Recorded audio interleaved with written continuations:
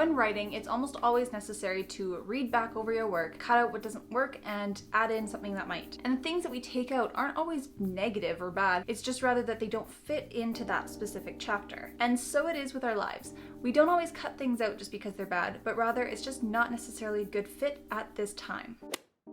Hi, I'm Sarah, and on this channel we discuss self-development and learning to live life with intention. Today we are talking about how to edit your life. So let's start with why.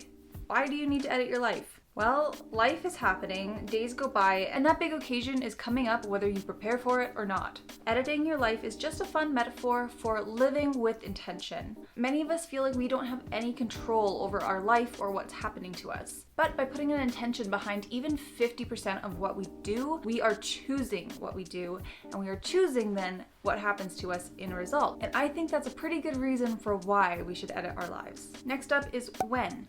When do we need to edit our lives? Well, I'd say it's when things stop flowing, when you hit a rut, when you feel uninspired or stagnant, and anytime you just feel like you need to liven things up a little bit again. If we take it back to the writing analogy, typically we get a rough draft, and then a rough edit, and then a final edit, at minimum. Sometimes if you're like writing a thesis or something, I'd hope you go over it more than 3 times. Ideally though, those first and second read-throughs are when we go through and we find out the redundancies, sentences that could be better structured, and we just add in things that we would like to see or take out whatever we decide it doesn't fit. When to edit your life is entirely subjective and up to you. It's really just a matter of how do you feel and what do you think is working versus not working. Journaling is a great assistant here because you can look back through what you've written and look through the last weeks or days, months, and see if there's any consistencies. Are you complaining about the same thing? Are you mentioning the same problem? Are you talking about the same goal that you have yet to achieve and you realize, oh, I've been talking about this since September, it's March now, and I've actually done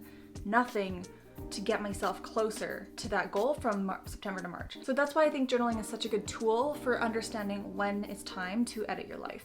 Now lastly, the title of this video and the longest segment of this video, how to edit your life. Well, obviously we do not get 3 passes through life. Life is a little more improv than script, so therefore we have to work with that and see what is working and keep doing more of that, and then also judge what isn't working and drop whatever that is. If you're a theater kid, perhaps you remember a game that I knew as What Are You Doing? The way we played was that person A would jump in the circle and they would have to start acting something out. Person B would then step in and they'd say, what are you doing? And person A would have to say something that is very clearly not what they were doing. So maybe they were sitting there scrubbing floors. Person B says, what are you doing? They might be like, can't you tell I'm skydiving? They jump up and person B gets down and pretends to start skydiving. And then the next person jumps in and they go, what are you doing? They'd be like, can't you tell I'm stopping traffic?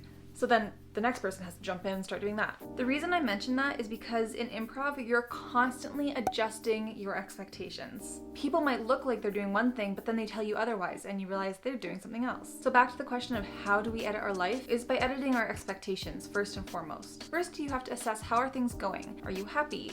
Are you motivated? Are you feeling inspired? Do you feel like you are adding purpose and value to the world? None of those answers have to be giant, by the way. If you wake up and you go outside, if you see a dog, you pet the dog, you smile at its owner, and that's your day, that was your value. You added value to that person by acknowledging them. And your purpose that day may have just been to go give that puppy a little bit more snuggles and scratches.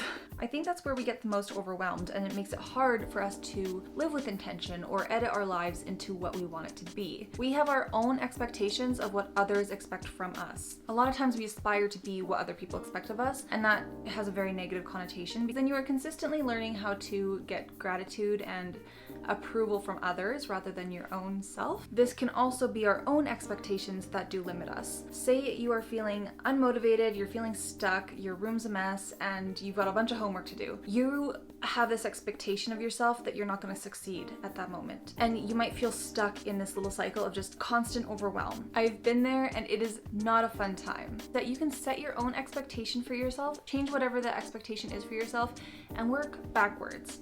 Where do you want to be at the end of this week? Say you want to have a clean room, you want to have cooked a delicious meal for yourself from scratch, and you want to have finished all of your assignments and homework. turn off this video, turn off YouTube, and start cleaning up the room. Or just keep YouTube open and maybe you're watching videos for meal inspiration. You can do that while you're cleaning your room. 2 birds, 1 stone. That's an awful saying. Once you've got all that set aside, you start on your homework. Don't worry about the end goal. Your end goal is already the expectation that it's done. So you'll get there. You just have to start though first. By slowly working backwards and checking things off the list, you are going to end up with this weekend goal of yourself. And there you go. You've lived with intention, even if it's only 3 things in your life that actually is changing a ton about how you lived that week.